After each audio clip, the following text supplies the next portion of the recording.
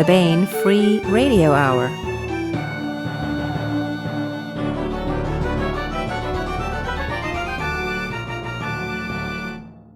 On the podcast, an alternate history in which global communism might not take hold, an all-new epic fantasy from the author of the Kane Riordan series, and a wagon train to the stars, all right now.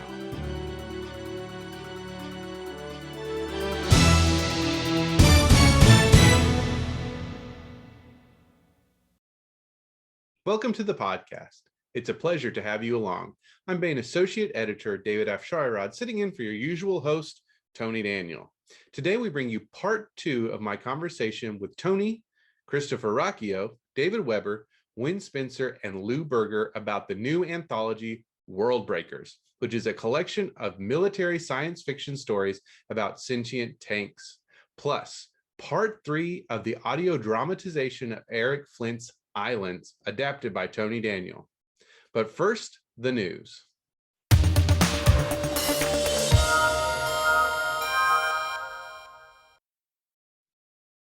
The latest batch of eARCs are hot out of the oven. Now, you're all familiar with the standard buttermilk biscuits. Well, eARCs are not dissimilar, though they hail from a very small area of northeastern Alabama. The recipe for these southern delicacies is a closely guarded secret, but here at Baen, hang on, no, God, I seem to be confused again. eARCs are electronic advanced reader's copy or electronic advanced review copies. These are uncorrected page proofs that publishers send to reviewers, and we at Baen make them available to the public for sale. And this month we've got some good ones. First up, we have The Romanoff Rescue by Tom Crapman, Justin Watson, and Casey Azelle. Mankind's history is bound up in the fabric of fate, a strong cloth, tough and closely woven. Consider 1918, the last year of the greatest war in human history to date. As the belligerents stagger, Russia descends into civil war and chaos. It is there that a once mighty family await their fate. But even the strongest fabric has flaws. An escaped prisoner of war, injured but still highly capable, is one.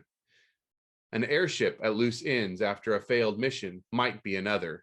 A German general suddenly coming face to face with the reality of the monster rising in the east could be a third. And if all these loose threads are somehow yanked out together, the effect just might be enough to tear the fabric of time and to rescue a desperate family. A family that happens to contain the last heirs of the czars of old Russia, and perhaps the Russia that is to come. Next up is This Broken World by Charles E. Gannon. Since boyhood, Druiden expected he command an elite legion and become the leader his father predicted he would be. Fate had other plans. Assigned to a small group of outriders tasked with watching nearby kingdoms, Druiden discovers that the larger world is riddled with impossibilities. How do humanoid raiders, known as the Bent, suffer staggering losses, yet return as a vast horde every decade? How do multi-ton dragons fly? How have fossils formed in a world which sacrists insist has existed for only 10 millennia? To solve these mysteries, Druiden journeys into the dank warrens of the Bent, seeks out a dragon's lair, and ventures into long-buried ruins in search of ancient scrolls. For Druiden's most lethal enemies might lurk in even more unusual places, the temples and council chambers of his homeland. And finally, Gunfight on Europa Station, edited by David Boop. Take the wagon train to space. The final frontier ain't so final in these 12 tales of space exploration and adventure. There's a story for everyone who's ever dreamed of taking that star-dusty trail to the farthest stars, or of facing down a belligerent alien at high noon in a frontier settlement under the light of a strange sun. Get ready to hit the hyperthrusters as you set course for adventure, mystery, romance, and 2 laser gun slinging action. Yarns by Elizabeth Moon, Alan Dean Foster, Jane Linskold, Will McCarthy, Martin Shoemaker, Alex Schwartzman, and more. And that's it for the news. Now for part 2 of our discussion of the new anthology, World Breakers.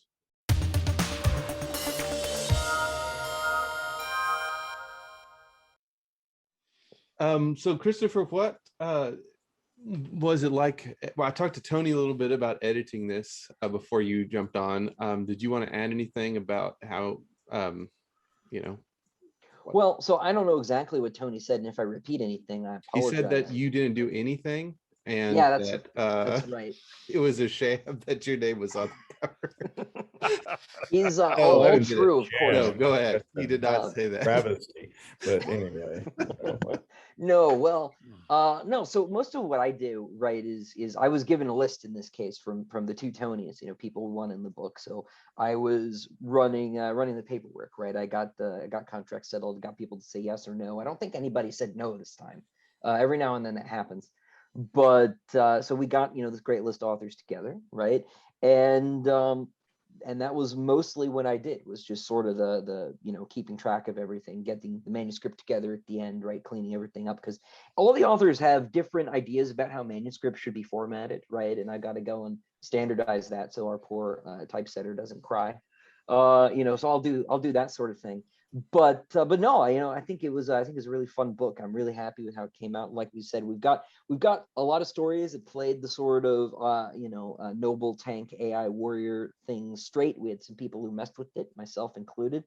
We had a couple that were really out of left field. Talked about Wen's story, but Mona Lisa Foster did a story that was about a MASH unit that had gone wrong. The AI had gone wrong, and that one would sort of stretch the concept a little bit further too. So it's a nice collection. You've got these the more straightforward action adventure stories. You've got some that verge on science fantasy. You've got some stuff that's just really, really out there.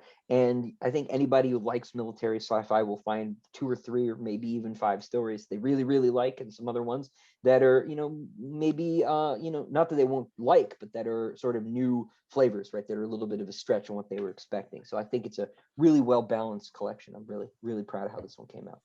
We have Rob Hampson, Larry Correa story, tank named Bob by Larry. We have the wonderful Kevin Eikenberry story, which is straight up Bolos-ish, called Red Wine. Casey's did a great tank as is perceived as a dragon by in a far future post-apocalyptic medieval world, which was very cool. Daughter of the Mountains. Hank Davis did a funny one. Keith Hedger did one about a tender relationship on a battlefield gone a little to left field, as it were, where not everyone realizes what the other one is in the right. The girl at the end of the text message might be a heavily armed bit of artillery. So, yeah. Campbell. Patrick Childs did a cool philosophical sort of thing with the guy arguing with the tank about about what war is about. We got Lou's, David's, Christopher. Yeah, so we have a wonderful shotgun spray of stories in here. Let's talk about well, I don't know, yours, I guess, Tony. Well, since you're talking, yours. As I always say on these, I'm recording this in a soundproof bunker somewhere deep in the heart of Texas. So I don't want to get more specific than that, but yours takes place in a neck of the woods that I know, and it is not exact. Again, we're talking about pushing the conceit of this AI super tank thing. You took it a very interesting direction. Well, whenever I think about tanks, I think about what people call tanks. Also, strangely, they call fishing ponds in Texas tanks, which is odd. It but is. That's not what we do. That's not what I'm doing. We actually have 2 stories set in Texas in the anthology. The Keith Hedger one is set in up in the Panhandle in Amarillo area, where in mine there's an alien invasion. We don't really get into it too much what it is, but it's colonial spider-like organisms. They're not sentient, but they have they act sentient. and they have algorithms that are that they've adapted and stolen that are able to take out command and control people. So the government and the military has been taken out, and it's down to first responders and a bunch of rednecks to fight the alien invasion off. And in this case, and this is part of a larger world that I was working on with some folks for a podcast pitch in Hollywood, actually, that didn't go anywhere. And I'm like, I did all this work, I'm going to use this. So it was VJ, by the way. Oh yeah.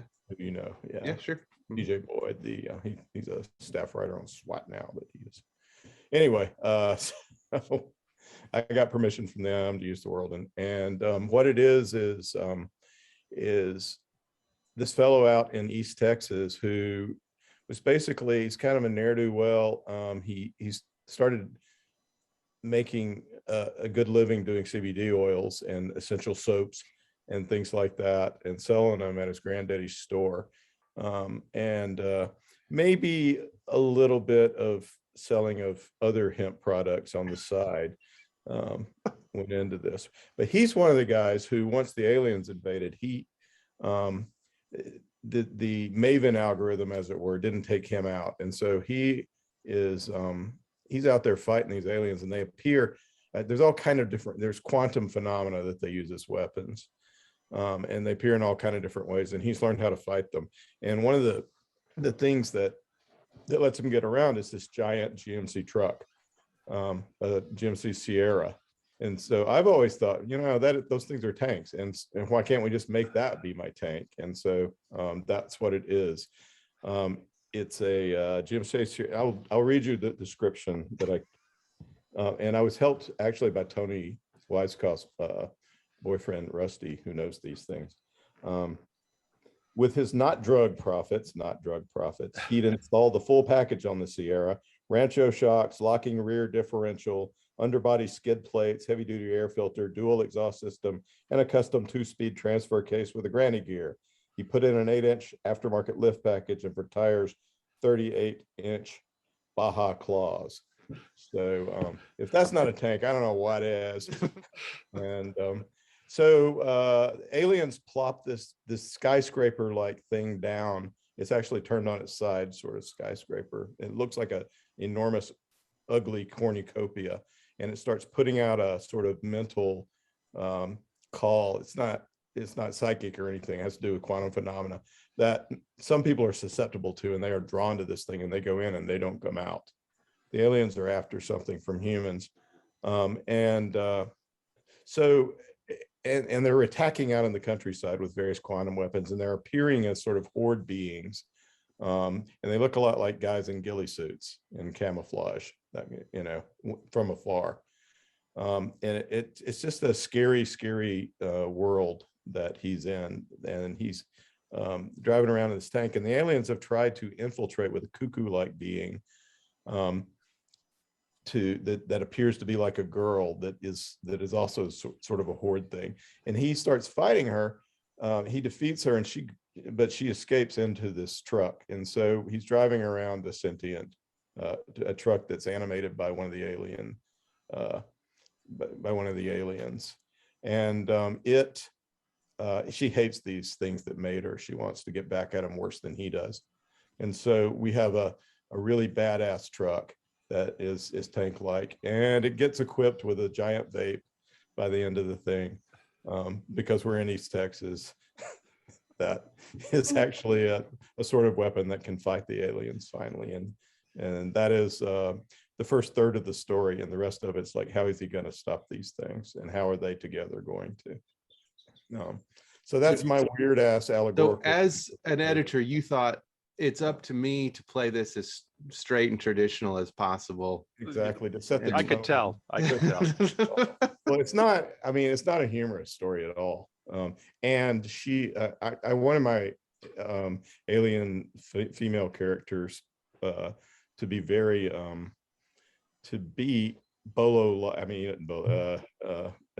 noble in her way, and she's very straight in her morality, although it is an entirely alien morality.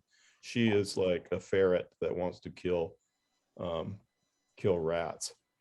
And she thinks that her former masters are rats and she's after them. So in some ways, our main character has to hold her back a little bit.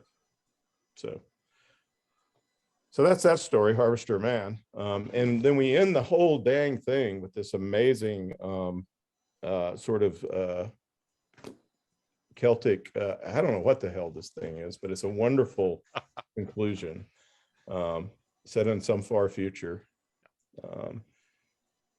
Which is David. By David Weber, yes. And it's got a title I'm not going to try to say. So this is Welsh. Is it not Welsh? I don't know. It's Welsh. It's Welsh. Welsh is, if I remember my Mark Twain correctly, he said Welsh is the only language in which a last name can be spelled JCCYW and pronounced Smith. And so I use Dragon naturally speaking when I write, so I have to figure out how to pronounce things. And I have learned that if I tell it Welsh, here I stand, it will spell it correctly every time, because that is what the title of the story means in Welsh. And if Wynn was left field and Chris was right field, I was kind of center field. This is, it's not a Bolo story, but Keith Laumer would have recognized the Bolo, the tank in this story. Except I think I made it even bigger, but in an odd sort of way. I blow up a lot of stuff.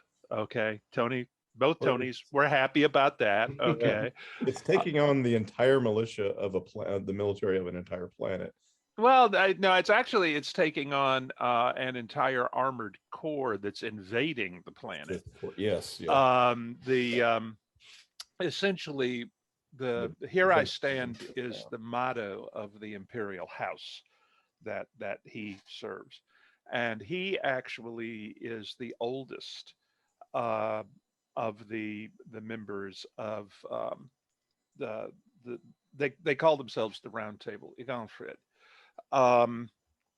And they are self-aware fighting vehicles who are I don't want to call them the Praetorian Guard of the Empire, because that implies that they make and break emperors. They are the Imperial Guard, is what they are. And there are, by an odd turn of fate, there are 12 of them. And for reasons that make perfectly good sense within the story, the Empress can only bring one of them online when she and her house are threatened with the most serious coup attempt in the history of the empire. It's been launched by one of her cousins, who was in fact an imperial governor, and who has convinced the personnel of the armored corps assigned to his sector that they are rescuing the Empress, or attempting to, when in fact his plans call for her to be murdered along with her children before they can, quote, rescue her. And they've managed to get to the programming of Yvonne Gran so that the exterior, the command response challenge program does not recognize her as a valid commander. It doesn't know who she is, but she is able to, thanks to a little backdoor designed into the software and a few other things, she can physically access the command deck of one unit. And once she's there, as long as she's on the command deck, she can bring the unit online and it won't turn on her. So she says her husband and her younger brother are killed in the very first minutes of the coup attempt. She sends her two young children, the oldest of them is I think 7, off with her personal human guard detachment. They all want to stay with her, and she's like, no, I got to do something else, and this is more important than anything you could do for me. And then she brings Arthur. All of them are named for members of the Round Table. And she brings Arthur online, and she and Arthur go out alone to face this hugely overwhelming force. And Arthur wants her to leave him. He's like, I got this. And she's like, I can't. She says, number one, I can't be sure if I leave the command deck that you'll be able to stay online. And she says, and secondly, you guys have never abandoned my house, and I'm not going to abandon you. And so the two of them stand and fight, basically, in Arthur's case, actually beyond the end in a lot of ways. And it does partake of the kind of human bolo compact of the Laumer novels. It really does. But I think it goes farther, because in this instance, this tank has a long-standing personal relationship with the entire dynasty. And as they are heading in, the Kiera was the original empress who forged this empire and probably saved human civilization and the galaxy in the course of putting it together. That's how destructive the wars that were going on were. And she managed ultimately to put an end to them in the creation of this empire. And her motto was, "Here I stand," which became the motto of the house, and it became the motto of the Imperial Guard. And at the end, when Arthur knows that the final attack is coming in, he's computed that their odds of surviving it are like maybe 15%. And Kiera says, it's been an honor, the current empress, Morena, says it's been an honor. And he says, in all the years that I have served the empire, I have never fought with an equal of Kiera the First. Today I have. Okay, and then the final attack comes in. I'm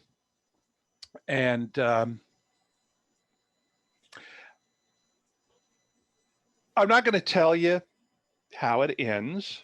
I mean, I did tell you that it's in the traditional Bolo format in a lot of ways. So, you might want to get your hankies ready, kind of thing. She's one thing that you might talk about is that you created a great sort of Weberian nemesis in Probert, who's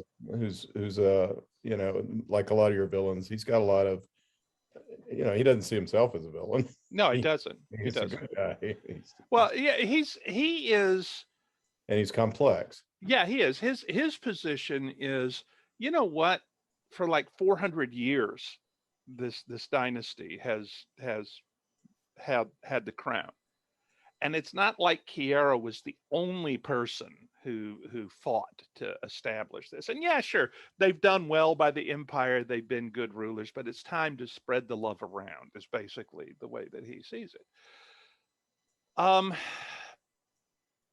He has what I think is one of the two flaws that most of my classic Weberonian villains have.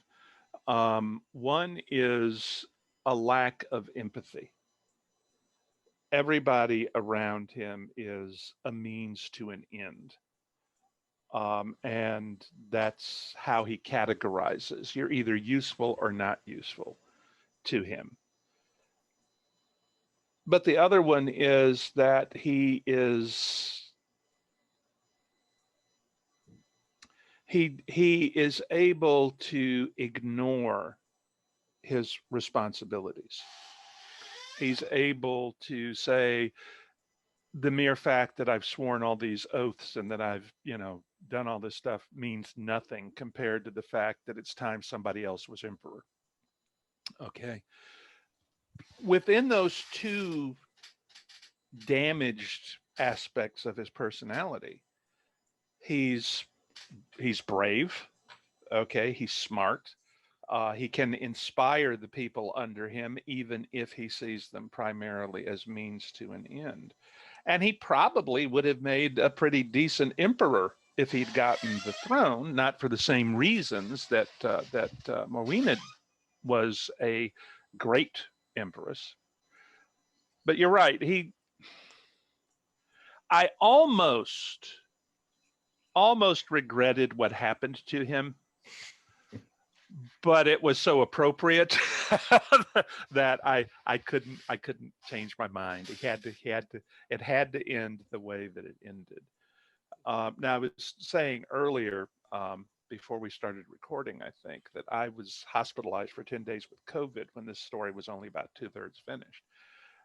And I kept trying to finish it. Weeks were getting by, and I would write like, 5,000 words, and they were dreck, and I'd throw them away, and whatnot. And finally, my wife, who sometimes has less patience with me than perhaps I might wish, she said, "You know what? You've been complaining about the fact that you can't finish this story for like weeks now. Why don't you just go ahead and finish it and send it to Tony? Okay, let him tell you if it needs to be fixed." And I sent it in, and Tony said, "Wow, this is really good." Of course, now today, when we were talking about it, what he told me was, "Yeah, well, we had to wrap the book up, kind of thing." So, No. so I know the truth now. But the hardest part for me to come up with was the proper end cap for it. Okay. And Well, I think I think this thing just has a legendary ending that Yeah. That makes the story resonate. it was supposed to. I And it think, resonates with the Welsh mythology you're drawing on. yeah. Well, and also I have to say that I think one of the reasons that people read the kind of stories that I like to write is the same reason that I like to write them. Okay, there really are people out there who are as good as anybody I put into one of my stories in terms of meeting their responsibilities and everything else. And we don't hear about them too much these days. Everybody's too busy screaming about the idiots on the other side of whatever divide they're on or whatever. And we sell the heights that human beings can aspire to. We sell them short in our day-to-day life over and over and over again. I assure you that the characters that I put into my novels and into my stories reflect the quality of human beings who I've known in my own life. And I think that people want to be reminded of what we can do and become and aspire to. And I think that was part of the magic of the Laumer stories, because of the standard that the tanks were setting, that the humans involved with them had to rise to that level to be worthy of the tanks. And in my story for this anthology, that cuts both ways. The humans have to rise to the level of the tank, but the tank finds itself having to rise to the level of the humans. And I think ultimately I think I agree with you, Tony, that it worked. I was less confident of that when I wrote it, but that was because of the shape I was in after the COVID, which, let me tell you, was not fun. But anyway, I think I'm rambling a little bit.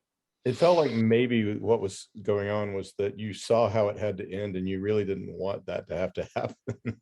That was part of it. I knew from the beginning how it was going to end, and I liked the characters so much I didn't want to go there. You know what I'm saying? Yeah. I kept trying to find. It's kind of like the Honor Harrington novel that I killed Andrew LaFollette in. I rewrote that scene like 5 times trying to not kill Andrew. And I realized only after I'd handed the book in why he had to die.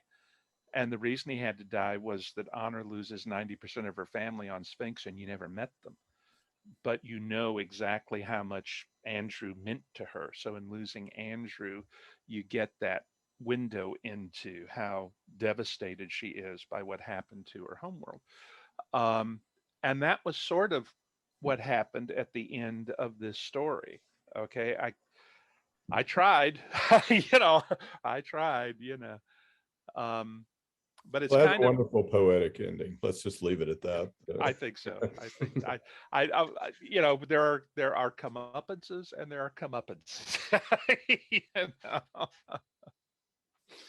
I think it worked. Yeah. Well, I think certainly, it's the closing story of the anthology, so that speaks to it.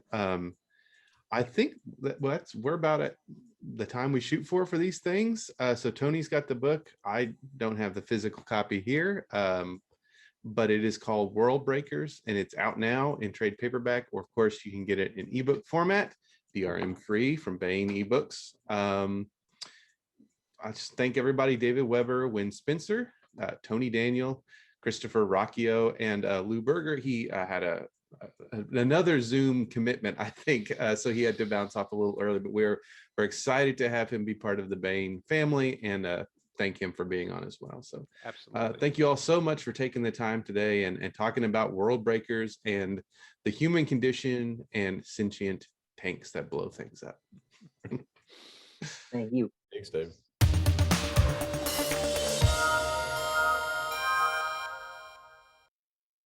And now we bring you part 3 of the complete audio dramatization of Eric Flint's Islands, adapted by Tony Daniel.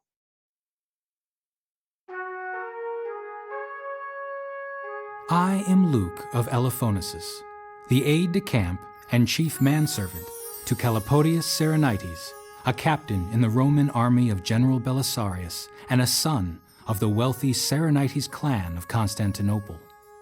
When he departed Constantinople for the front, Calipodius left behind a new wife.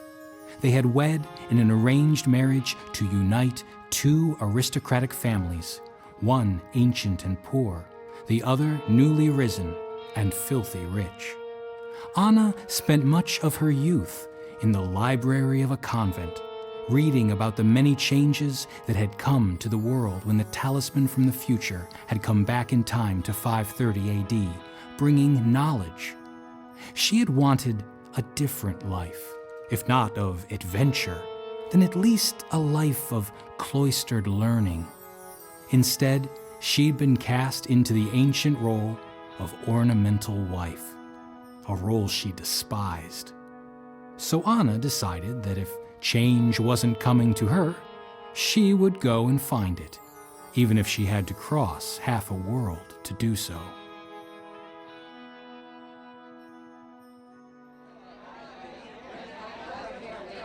Cool cloths over here. This man is burning with fever. Right away, Doctor. And send a cleanup team to take care of this vomit. It can't be left to fester. Yes, Doctor. Right away, sir. Your changes have transformed this place, girl. Again, not my changes.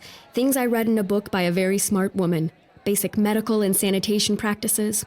Anyone can apply them. But not anyone can cut through the ignorance and get it done. It doesn't hurt that we carry around some fairly brutal-looking enforcers. Not merely brutal-looking, your ladyship. True enough, Phyllis.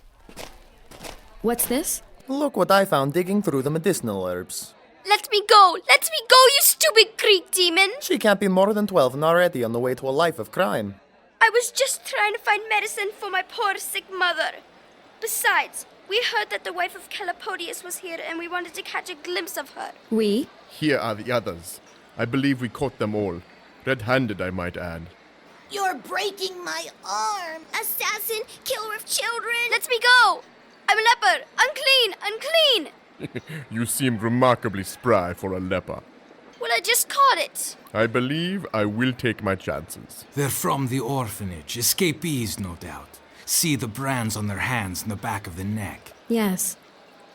But now they are assistant orderlies in my service. What? No! What is your name? What's it to you? Tell me your name, or I'll have Illis twist a finger each time I have to ask again.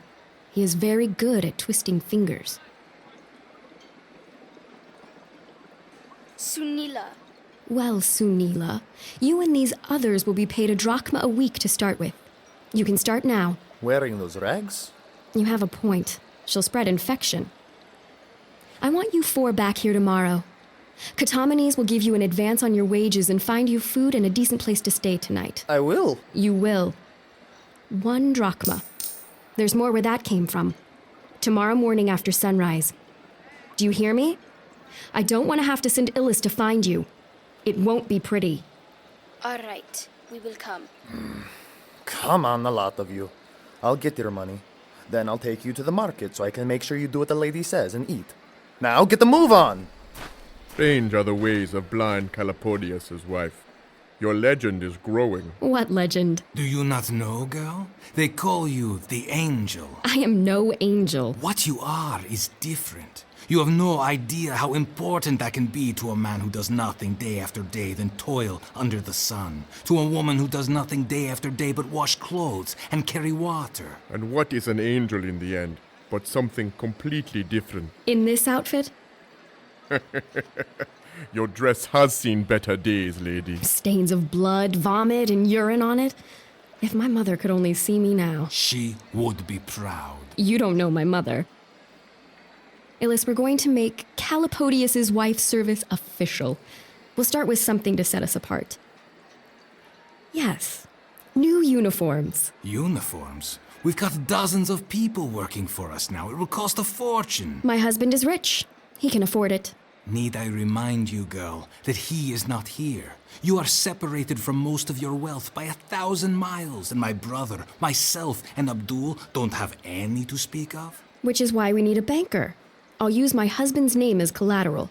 What exactly do you mean by banker? Someone who lends money. Ah, a money changer. No, a real banker. Someone who finances armies. And may I ask why you might need enough money to finance an army? Because that's exactly what we're going to do, Illis. I confess I have no idea what you are talking about, girl.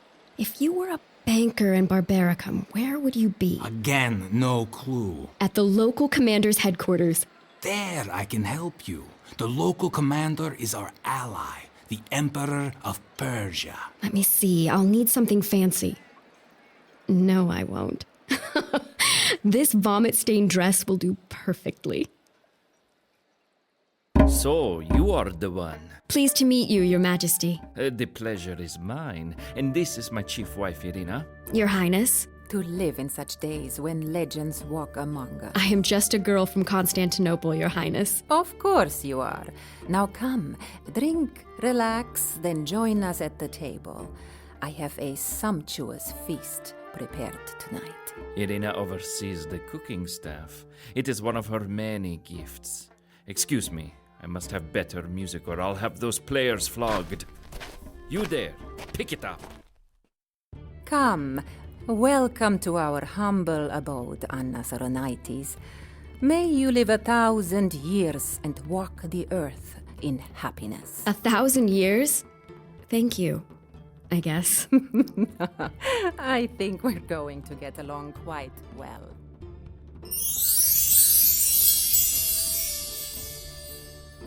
Your Highness, that meal was truly extraordinary.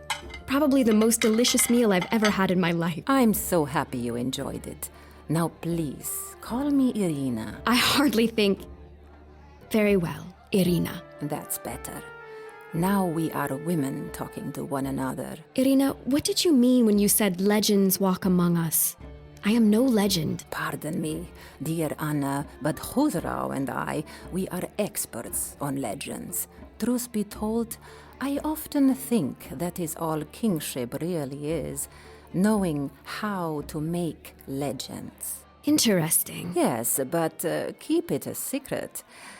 It wouldn't do for our noble Sardaran and Waziran to discover that their emperor is really only a common manufacturer and his wife but a carpenter's daughter.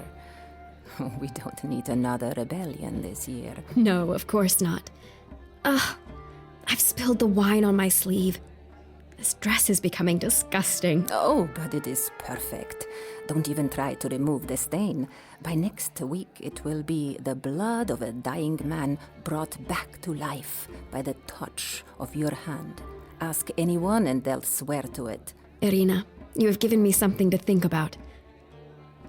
You have shared your secret. Now I will share mine. On the day my husband left for the war, I felt my dreams were crushed. I would be stuck at home forever. There are worse fates. Not for a woman like me.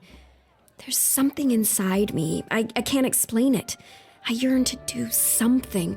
Something else. Something more. I do understand. The problem is, I don't know what it is. I'm making everything up as I go along. Welcome to the world of the free.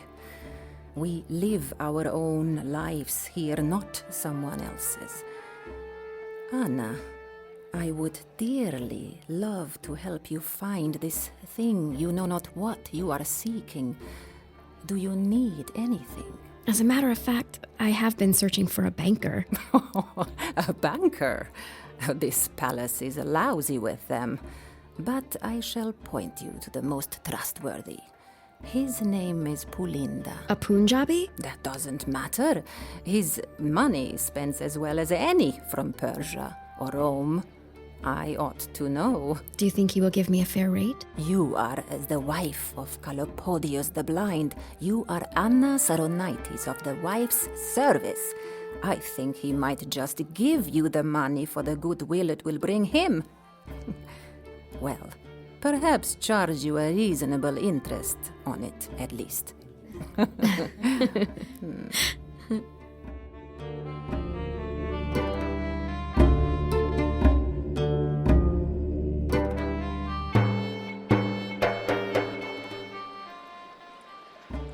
Do I have to wear this? It's stiff. Yes, you have to wear it. Everyone in the wife's service has to wear the new uniforms. Especially me. I am so happy to be out of that dress. The seamstress is here for the other orphans' fittings. You look pretty commanding in that new uniform yourself, Ilith. It is. I've never owned clothes this good, and this color. Maroon. It must be horribly expensive. Again, my husband is rich. He can afford it. It is good to see you out of that tent you were carrying around and calling a dress girl. I couldn't agree more. This hospital seems to be running smoothly now. After we get the uniforms for the service here, shall we leave Barbaricum for the Upper Indus? Yes, to the Iron Triangle. But we'll make a few stops on the way. Stops? What do you mean? Every field hospital along the way. Girl, there are dozens. Perhaps every village as well. There are hundreds. Well, maybe only the larger ones. And may I ask why? I suppose I'm embracing the legend. This wife they're all talking about. Although I still have no true idea what it's about. As you say, girl. As you say.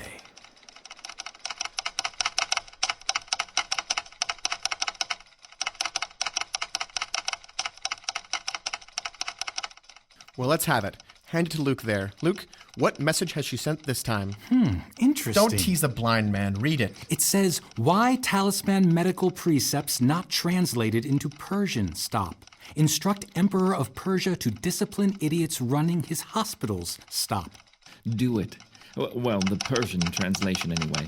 Then find me a diplomatic way to say the rest to Khusrau. Yes, General. Sir, here comes another one from Barbaricum. Read it to me, Luke. Urgent. Stop. Must translate medical precepts into native tongues also. Stop. Ridiculous. Here now, send this. Cannot. Stop. Is no native written language. Stop. Not even alphabet. Stop. Okay, sir. Got it off. Read it, Luke. What? What does it say? Sorry, sir. The telegram says, you supposedly expert grammar and rhetoric. Stop. Invent written language for them. Stop. Best get started at it, lad. She'll be coming soon. Like a tidal wave. Damnation. Why didn't she wait for a military escort? The escort is on the way. I've sent Menander on the Victrix ironclad. He'll reach her at Sakura and bring her here. That is, if you want her. How do you feel about her now? She was some girl I had to marry. I expected I would end up with a courtesan, a mistress. Why not? She meant nothing to me, and I meant nothing to her. All we were expected to do was breed. But now you've written about her in the dispatches. She's been coming towards us for weeks. Toward me. I feel I know her better now than I did when she was standing before me, when I could see her. Damn it, though. Why didn't she wait for a military escort? When has she waited for anything?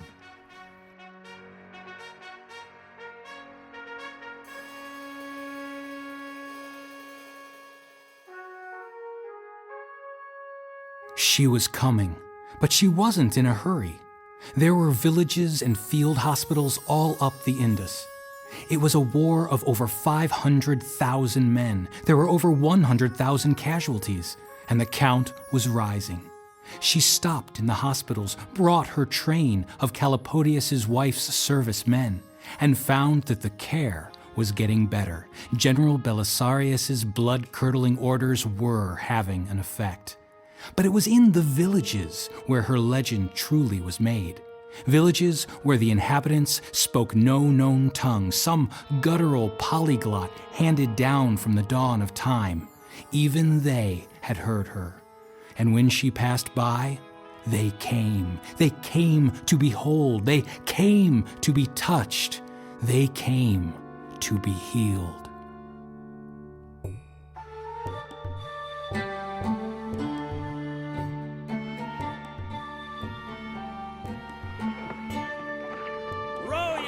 Put your backs into it. Keep it up. Damn my eyes. There's another one, girl. Oh. They're heading toward us. What do you want us to do? What can we do? Stop. Let them pull alongside. Halt! Back it up, man. Back it up. Pull alongside.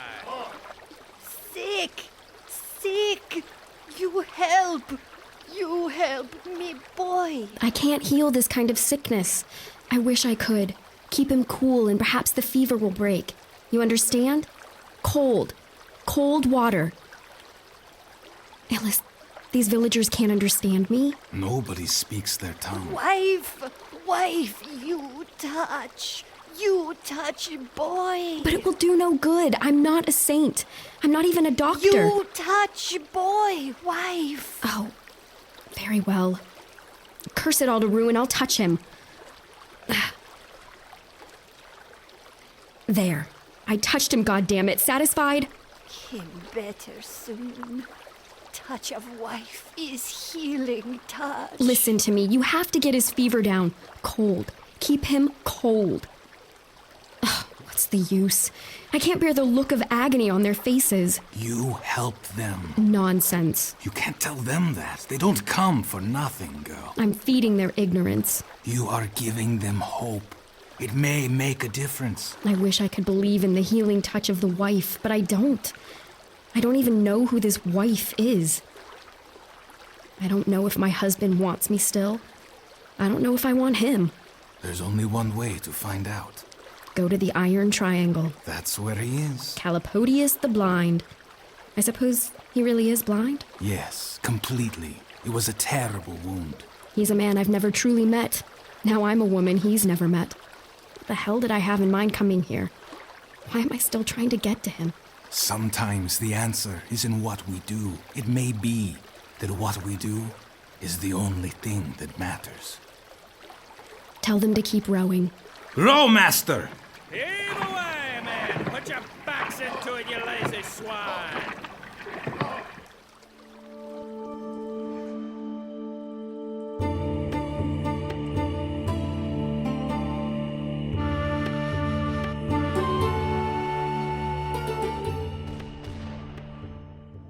Sorry to wake you, Captain. Telegram, sir. Quite all right, Luke. What's the telegram say? Captain Menander and the Victrix have reached them. Thank God. She and her companions are safely on board the steamship. Luke, how does this place look? It's hardly fit for Melusine, but I imagine it will do for your wife, if all they say is true. Any other messages from Anna? No, just these bills. Well, whatever else, she still spends money like a Melusine. Before she's done, that banker will be the richest man in India. You have it to spare, sir. Yes. Yes, I don't begrudge her any of it either. I wonder what she'll be like.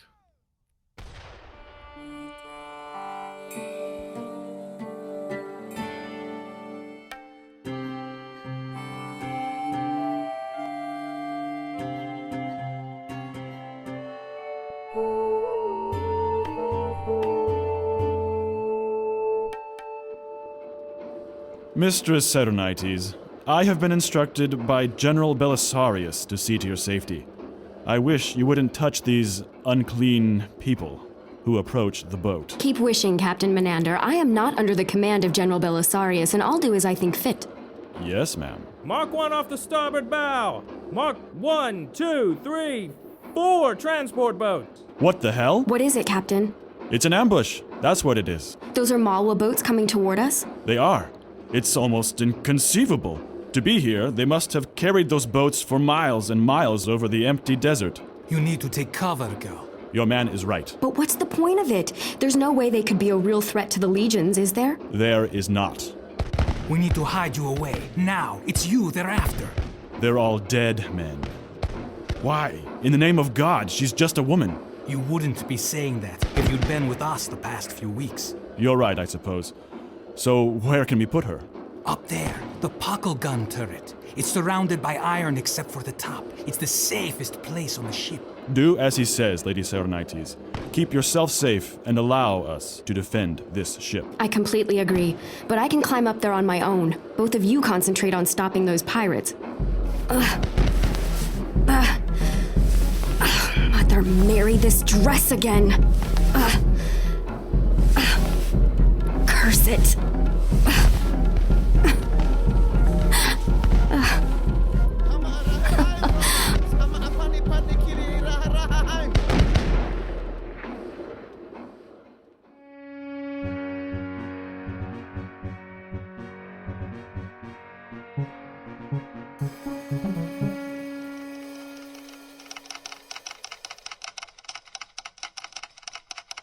Sir, emergency message from Amu Daria. Luke! There's been an attack on the river. Large Malwa force.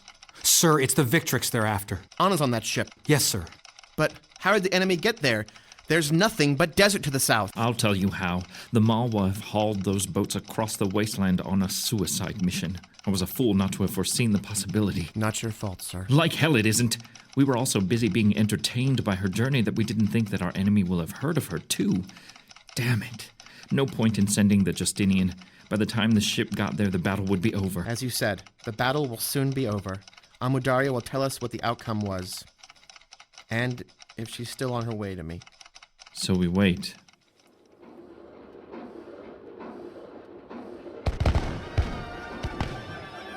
We're getting closer. Concentrate your fire on the nearest one, men. Ready? Aim. Fire! Stand firm! Halt or I'll shoot! Nonsense. Help me over the edge of this thing, will you? What the? Oh, it's you, Lady Serenites. Does everyone on this ship know I am on board? You're the reason we're here, Lady Serenites. The General sent us to fetch you. Yes. Help me in. Now step up, your ladyship. There. What is your name? Stavros, ma'am. Well, Stavros, how can I be of help? There's hardly room in this turret to move about. Not with that gown you're wearing. It's supposed to be a uniform, and besides, it's half the size of my old one. Well, yes, you could be of help, Lady Serenites. Yes? But we're outnumbered. There are maybe 200 of them in those boats. If even one of the boats grapples with us, we'll be overwhelmed. How can we stop them? That's where we come in, my lady. This is what's known as a puckle gun. Looks to be some sort of giant revolver. Exactly, Lady Serenites. It's a revolving cannon. There's a box of preloaded cylinders behind you. Now, if you'd be so kind as to hand me the new one when I'm out, and take away the old, that'd speed things up a bit. I can do that. The cylinders get hot, ma'am, and the blowback from the gun can scorch you as well. It's a good thing I have on all this fabric then, isn't it, Stavros? I can use the hem of my dress to handle the hot cylinder. That you can, your ladyship. Do call me Anna. No, couldn't do that, your ladyship. I suppose not. Here they come. Get ready. Puckle gun's quite loud, your ladyship. A little closer. A little closer. Namaste, you bastards, now!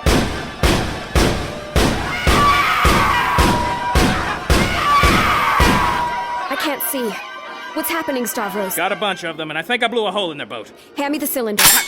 Here it is, milady. It's hot. Don't be a baby. Give it to me. Here's another. Got it. Keep that hot one away from the cartridge box, milady. I'm not an idiot, Stavros. No, Lady Saranides, you most definitely are not. What do we do when we run out of preloaded cylinders? There's individual cartridges in there. I'll reload them quick as I can. Nonsense. I can do that. Just remember, pointy side down, milady. Why, you ignorant... Yes, pointy side down, Stavros. All right, here comes some more. I must take a quick look. Stay down, Lady Saranides. So many of them, so many. That was close, Lady Saranides. Anna, keep your fool head below the metal, will you? I take your point, Stavros. Now hand me that cylinder and let's get at them. Yes, here it is. And here's the next. Guess it's true what they say. The wife of Calipodius the Blind is different. Very different. Well, get used to it. There's about to be a lot more women like me. Okay, here comes another. What about Nahi? What about Nahi, you bastards?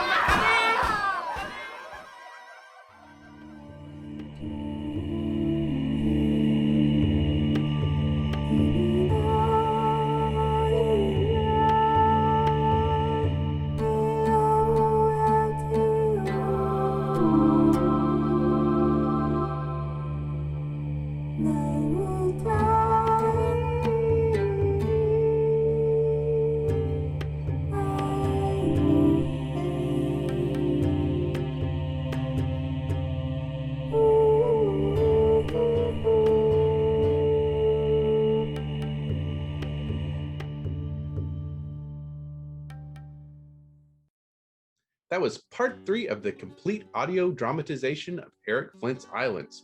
Tune in next week for the exciting conclusion. Well, that's it for the podcast. Thanks, as always, to podcast theme composer Ruth Judkowitz. Praise, thanks, and gratitude to Tony Daniel, Christopher Ruocchio, David Weber, Wen Spencer, and Lou Berger for sitting down to chat with me about World Breakers, out now in trade paperback. And of course, a big thank you to Tony Daniel for letting me sit in this week. You know, Tony is actually taking a much needed vacation. He's going to an uncharted island with a very unusual name, Ceti Alpha 5. Now, I don't know anything about it, but from the way he described it, it sounds like a wonderful place to be marooned. Tony is even taking along his favorite book, Moby Dick, to read. I wonder if he'll come back quoting any passages from it. We'll see next week. Until then, this is David Afshirerod coming to you from a soundproof bunker deep in the heart of Texas. Join us here next week at the hammering heart of science fiction and fantasy, and keep reaching for the stars.